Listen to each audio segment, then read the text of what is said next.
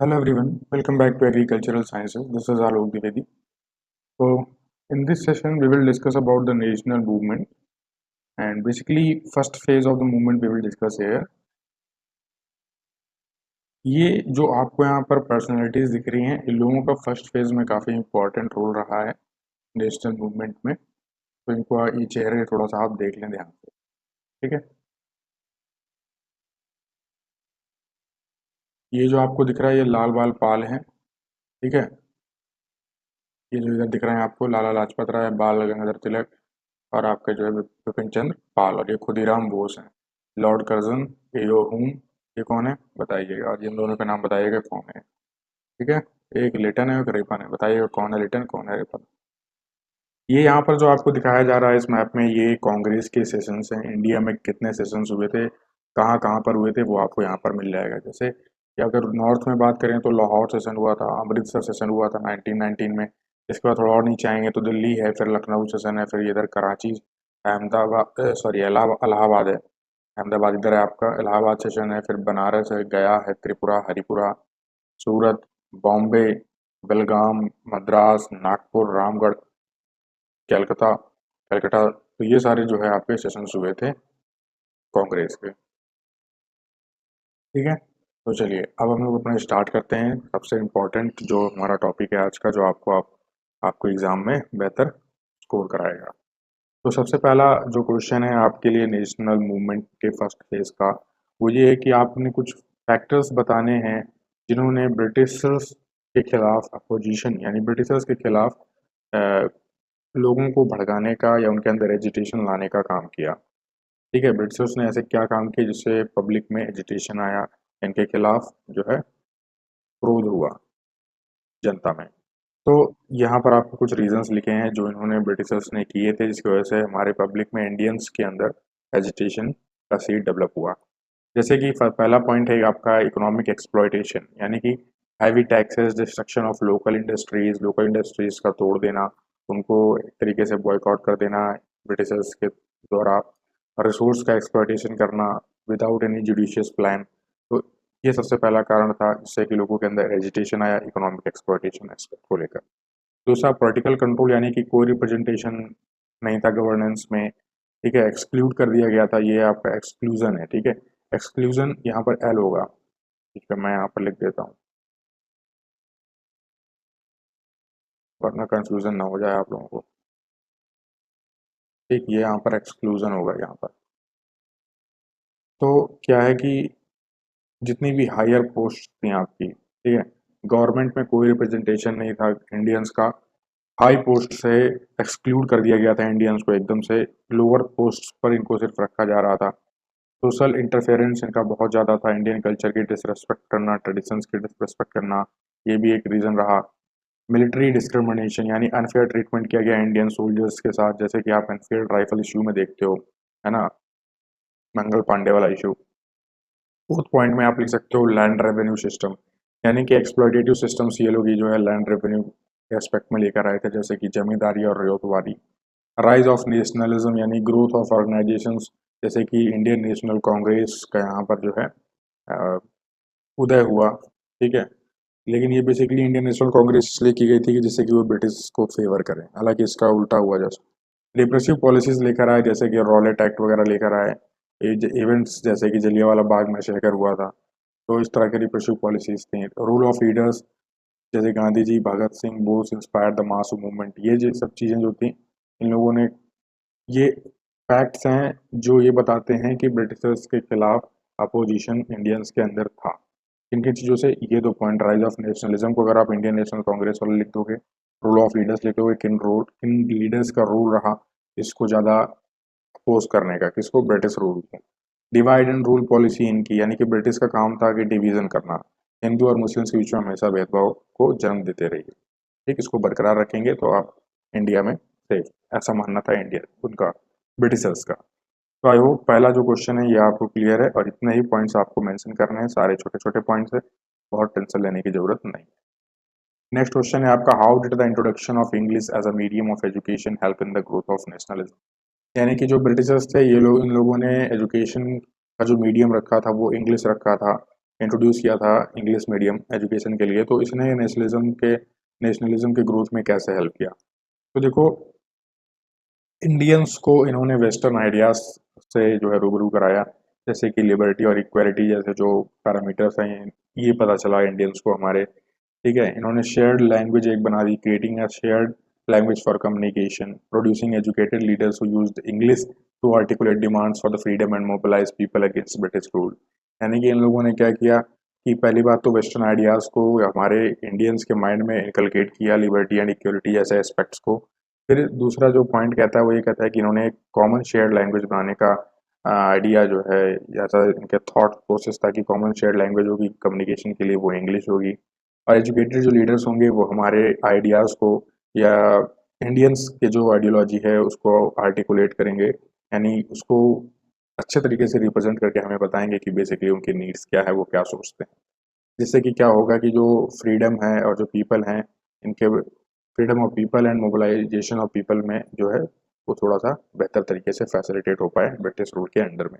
और ब्रिटिशर्स के खिलाफ हम लोग जो है, यानी ब्रिटिश अगर कोई कुछ कहना चाहता है इंडियंस को, तो वो किस लिए कह रहा है ये चीज़ जो है, अगर इंडियंस अगर इंग्लिश जानते होंगे तो वो बेहतर तरीके से अपने इंडियंस को हिंदी में समझा पाएंगे कि असल में उनका कहने का मतलब क्या था। तो इस चीज़ को, इस वजह से जो है इन लोगों ने एजुकेशन का मीडियम इंग्लिश रखा। यानी कि जैसे कि कम्युनिकेशन का देखो, यहाँ कम्युनिकेशन का मतलब ये होता है जब आप किसी को मैसेज भेजते हो, जब आप किसी को मैसेज कन्वे करते हो, तो जो आपका रिसीवर है, यानी जो मैसेज उसको रिसीव कर रहा है, वो बंदा आपके मैसेज को बिल्कुल क्लियर एंड क्रिस्प तरीके से समझ जाए कि आप कहना क्या चाहते हो। यानी आपका मैसेज सक्सेसफुली ट्रांसफर हो गया अगर, और उस मैसेज को समझ गया, तो कहलाता है कि सक्सेसफुल कम्युनिकेशन, ये कम्युनिकेशन हुआ। अगर रिसीवर को पता ही नहीं चला कि आपने क्या बोला था मैसेज में, तो वो कम्युनिकेशन नहीं कहलाता। तो इसीलिए उन लोगों ने कॉमन शेयर्ड लैंग्वेज इंग्लिश को as a medium of education चुना। थर्ड क्वेश्चन है आपका, why did the British introduce modern education in India. Britishers ने मॉडर्न एजुकेशन को भारत में क्यों इंट्रोड्यूस किया। तो British introduced modern education in India to create a class of English educated Indians for administrative rules, spread Western culture, promote British ideology, and strengthen the colonial control. However, it eventually empowered the Indians to challenge colonial rule. मन तो Britishers का ये था कि हम इससे क्या करेंगे, जो एजुकेटेड इंडियंस है, यहाँ के लेबर का हम इनको स्किल्ड बना के हम अपने फैक्ट्रीज में और अपने इंडस्ट्रीज में और एडमिनिस्ट्रेशन में इनका यूज़ ले सकते हैं बेहतर तरीके से। और क्योंकि जो वहाँ से लोग आएंगे उनको हायर पे देना पड़ेगा, जो ब्रिटेन से आएंगे, तो क्यों ना हम इंडियंस को ही स्किल्ड बनाकर इनका यूज़ करें, इनको जो है यूज़ करें एज ए ह्यूमन रिसोर्स की तरह। तो ये इंडियंस का जो है आइडियोलॉजी था मॉडर्न एजुकेशन को इंडिया में इंट्रोड्यूस कराने का, बट इसका जस्ट उल्टा हुआ। इन्होंने सोचा कि एक हम इंडियन क्लास बनाएंगे जो कि लिटरेट इंडियन क्लास होगा, इंग्लिश इंडियन क्लास होगा, जिनको जहाँ पर हम इंडियंस को एजुकेशन प्रोवाइड करेंगे, मॉडर्न एजुकेशन से रूबरू कराएंगे, इनको एडमिनिस्ट्रेटिव रोल्स दिया जाएगा, यानी कि फोर्स में, पुलिस में इनको जो है रखा जाएगा। थॉट्स वगैरह मतलब ये बताएंगे कि हमें कैसे इंडिया, जो इंडियन जो आपका जो प्रोविंस है, ठीक है, यानी कि जो आपको प्रोविंस है, स्टेट है, उसको कैसे मैनेज करना है, एडमिनिस्ट्रेशन बताएंगे, प्रशासन बताएंगे। वेस्टर्न कल्चर को स्प्रेड करने में हमारी हेल्प करेंगे, ब्रिटिश आइडियोलॉजी को प्रमोट करेंगे ये, और कॉलोनियल कंट्रोल को स्ट्रेंथन करेंगे, बल्कि जस्ट इसका उल्टा हुआ। ठीक। तो आई होप आप समझ गए हैं कि जो मॉडर्न एजुकेशन थी उसको ब्रिटिशर्स क्यों इंट्रोड्यूस कराना चाहते थे। यही पॉइंट्स आपको इस वजह से करवाना चाहते थे इंट्रोड्यूस। पहला point, educate for administrative rules, दूसरा स्प्रेड वेस्टर्न कल्चर, तीसरा प्रमोट ब्रिटिश आइडियोलॉजी, चौथा स्ट्रेंथन द कॉलोनियल कंट्रोल। ये पॉइंट है मेन में याद रखना। मॉडरेट्स कौन थे, इनको मॉडरेट्स क्यों कहा जाता था, पहले देख लीजिए। The moderates were early Indian nationalist leaders late 19th to 20th century who believed in peaceful and constitutional methods to achieve self-governance under the British rule. They were called the moderates because they advocated for the gradual reforms through petitions, dialogue, and non-confrontational approaches, जिसमें की leaders थे Dadabhai Nehru ji, Gopal Krishna Gokhale and Womesh Chandra Banerjee. Moderates वो थे जो आपके वैसे leaders थे, Indian nationalist leaders थे, जो कि लेट 19th सेंचुरी से 20th सेंचुरी के लीडर्स थे, जिन्होंने ये माना था कि हम अगर गवर्नमेंट ब्रिटिश रूल के अगेंस्ट अगर हम कुछ प्रस्तुत करना चाहते हैं, अपने एजिटेशन को शो करना चाहते हैं, तो हम पीसफुल मैनर में और कॉन्स्टिट्यूशनल मैनर में उसको मेथड में हम शो करेंगे, और सेल्फ गवर्नेंस को हम अचीव कर पाएंगे इस तरीके से ब्रिटिश रूल के अंडर। इसीलिए इनको मॉडरेट्स कहा जाता था, क्योंकि ये एडवोकेट करते थे, इनका मानना था कि हम धीरे धीरे लोगों में रिफॉर्म्स लाएंगे, पिटिशंस के थ्रू, डायलॉग्स के थ्रू और नॉन कन्फ्रंटेशनल अप्रोचेस के थ्रू। तो ये जो मॉडरेट्स थे ये मैंने आपको नाम बता दिए हैं, दादा भाई नौरोजी, गोपाल कृष्ण गोखले और उमेश चंद्र बैनर्जी। क्या रिजल्ट रहा सूरत सेशन जो हुआ कांग्रेस का 1970? ये यार थोड़ा सा गलत हो गया, इसलिए 1907 है, 1970 नहीं है। इसको आप लोग एडिट कर लीजिएगा, मैं कर देता हूँ क्योंकि बहुत खतरनाक लड़के हैं। 1970 लिख लेंगे ये लोग, ये 0 है, ठीक, और ये 7 है, 1907। यहाँ पे कर लिख देता हूँ 19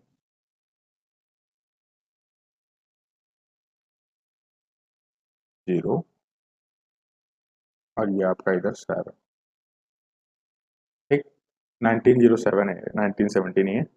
तो Surat session of the Indian National Congress in 1907 resulted in the split between the moderates and extremist. ये जो सूरत का इंडियन नेशनल कांग्रेस हुआ 1907 में, इसमें क्या हुआ कि मॉडरेट्स और जो एक्सट्रीमिस्ट थे ये इंडियन नेशनल कांग्रेस से अलग अलग हुए, यानी पहले दोनों कांग्रेस में थे लेकिन फिर बाद में यहाँ पे क्या हुआ, दोनों में अलगाव हो गया। तो जो एक्सट्रीमिस्ट थे इनको कौन लीड कर रहे थे? बाल गंगाधर तिलक। इनका कहना था, ये चाहते थे कि एग्रेसिव एक्शन हो ब्रिटिश रूल के अगेंस्ट, इनसे प्यार से बात नहीं होगी। वहीं मॉडरेट्स चाहते थे कि जो भी होगा वो संवैधानिक तरीके से होगा, ठीक है। तो इन दोनों के बीच में कॉन्फ्लिक्ट हुआ, बड़ा ही मतलब माहौल खराब हुआ और एक्सट्रीमिस्ट को इंडियन नेशनल कांग्रेस से बाहर कर दिया गया। और इससे क्या हुआ कि जो नेशनलिस्ट मूवमेंट था ये टेम्परली थोड़ा सा वीक हो गया था, बट फिर लास्ट में जो है इसको संभाल लिया गया। नेक्स्ट बहुत इंपॉर्टेंट क्वेश्चन है आपका ये कि right the main features of Morley Monte reforms. Morley Monte reforms के आपको जो है मेन फीचर्स बताने हैं। तो सबसे पहला फीचर्स मॉर्ले मॉन्टे रिफॉर्म्स में यह था कि सेपरेट इलेक्टोरेट्स होंगे, यानी कि मुस्लिम्स को अलग से जो है इलेक्टोरेट दिया जाएगा, एक क्षेत्र दिया जाएगा चुनाव के लिए, वहाँ पर मुस्लिम में जो है पब्लिक रहेगी। और ये जो ये सेपरेट इलेक्टोरेट्स का आइडिया था, इसने जो है कम्युनल डिवीजन का बीज बो दिया था पब्लिक के अंदर, यानी हिंदू मुस्लिम वाला सिस्टम यहाँ पर धर्म की राजनीति होने लगी सेपरेट इलेक्टोरेट्स के नाम से। लेजिस्लेटिव काउंसिल का एक्सपेंशन किया गया, central and positional legislative councils को जो है एक्सपैंड किया गया और ज़्यादा से मोर इलेक्टेड इंडियन मेंबर्स को यहाँ पर शामिल किया गया। वोटिंग राइट्स जो थे तो वो जो है मॉर्ले मॉन्टे रिफॉर्म्स में लिमिटेड थे, क्योंकि कुछ ही इंडियंस को वोट देने का अधिकार दिया गया था, और ये किन लोगों को दिया गया था? जिनके पास प्रॉपर्टी, एजुकेशन, इनकम वगैरह बढ़िया होती थी, उन्हीं को वोट करने का अधिकार था, अदरवाइज किसी को नहीं। आज की डेट में आपको क्या है, जो भी 18 साल के हैं वो सभी लोग दे सकते हैं। नॉन ऑफिशियल मेजोरिटी में बात करें तो जो प्रोविंशियल काउंसिल्स थे वहाँ पर नॉन ऑफिशियल मेंबर्स यानी कि इंडियंस को मेजोरिटी तो थी, लेकिन रियल पावर ब्रिटिश ऑफिशियल्स के पास थी। इंडियन ऑफिशियल्स जो थे नॉन ऑफिशियल मेंबर्स, इनके पास कुछ नहीं था, यानी कि जस्ट लाइक अ प्रेसिडेंट थे आज की डेट। मतलब इनके पास कहने को तो ये ब्रिटिश एडमिनिस्ट्रेशन में थे, लेकिन इनके पास पावर कुछ नहीं हुआ करती थी, जो भी करना था वो ब्रिटिश ऑफिशियल से डिसाइड करते थे। नो रियल सेल्फ गवर्नेंस का मतलब ये हुआ कि जो रिफॉर्म्स थे, जो भी रिफॉर्म्स हुए, इन्होंने मतलब ये जो रिफॉर्म लाने का जो मेन मोटिव था, ऑब्जेक्टिव था, वो ये था कि सेल्फ गवर्नेंस को अचीव करेंगे, लेकिन ऐसा कुछ नहीं हुआ। सेल्फ गवर्नेंस जैसा कुछ भी नहीं हुआ इस रिफॉर्म से। अल्टीमेट अथॉरिटी जो है ब्रिटिश गवर्नमेंट के पास ही रही। अब एक क्वेश्चन है आपका कि रिवोल्यूशनरीज कौन थे, क्रांतिकारी कौन थे? तो revolutionaries were the Indian freedom fighters who believed in the armed struggle and radical methods to overthrow the British rule. यानी क्रांतिकारी रिवोल्यूशनरीज वो इंडियन फ्रीडम फाइटर्स थे जो ये माना करते थे कि अगर ब्रिटिशर्स को हमारे देश से बाहर निकालना है तो हमें हथियारों का सहारा लेना पड़ेगा, और शांति और संवैधानिक तरीके से ये लोग बाहर निकलने वाले नहीं हैं। इन्होंने सीक्रेट सोसाइटीज ऑर्गेनाइज की और असैसिनेशंस किए, अटैक किया ब्रिटिश ऑफिशियल्स को, जो कॉलोनियल पावर के सिंबल्स थे उनको जो है इन्होंने ये डिमोलिश किया। की फिगर्स अगर बात करें, यानी कि महत्वपूर्ण पर्सनालिटीज की बात करें रिवोल्यूशनरीज के अंदर, तो भगत सिंह, चंद्रशेखर आज़ाद और खुदीराम बोस जैसे लोग हैं। इनका एम था कि मास अपराइजिंग, यानी पूरी जनता को उनके अंदर अवेयरनेस लाइए, और अगर पूरी जनता, पूरा भारत की जो पब्लिक है वो एकजुट हो जाएगी, मास अपराइजिंग हो जाएगा, तो इंडिपेंडेंस हमको डायरेक्ट एक्शन के थ्रू मिल सकता है। हमको ज़्यादा अनशन पर और आंदोलन करने की ज़रूरत नहीं, मूवमेंट चलाने की। तो ये सारे आपके जो क्वेश्चंस थे वो मैंने आपको बता दिए यहाँ पर। बाकी जो बचे हुए क्वेश्चंस हैं वो आपको नेक्स्ट वीडियो में बता दूंगा मैं कल। तो ये जो क्वेश्चंस हैं इनको आप नोट कर लीजिए, ठीक है। ज़्यादा बड़े कोई भी क्वेश्चंस नहीं है, ऐसे क्वेश्चन क्रिस्प हैं, क्रिस्प एंड क्रिस्टल जिसे आप बोलते हो, वो यहाँ पर है, मतलब साफ सीधी भाषा में आपको बताया गया, कोई ज़्यादा इधर उधर की बातचीत नहीं, ठीक है। तो अगर सेशन आपको अच्छा लगा हो आपने कुछ अच्छा सीखा आज, तो वीडियो को लाइक करिएगा, शेयर करिएगा। जय हिंद, जय भारत।